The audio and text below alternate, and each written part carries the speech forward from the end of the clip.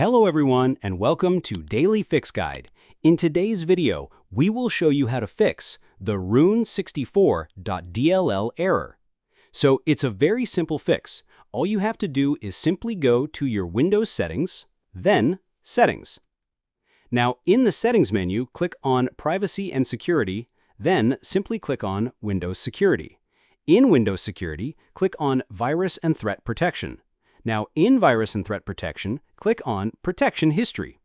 And over here, if the error occurred, you should be able to see an entry with the name of GTA and the rune64.dll file. Currently, I don't have that particular error as I've already fixed it. So in your case, what you do is simply click on the small drop-down menu that you can see right over here, and an Actions panel will appear over here. Click on this Actions option, and over here you'll have the option to restore. Simply click on that, and after you click on the Restore option, you should be good to go. But in any case, if for some reason the DLL has been deleted completely from your games folder, there is no need to worry. You can directly download the DLL as well. So go to a browser and then simply search for that exact DLL right over here.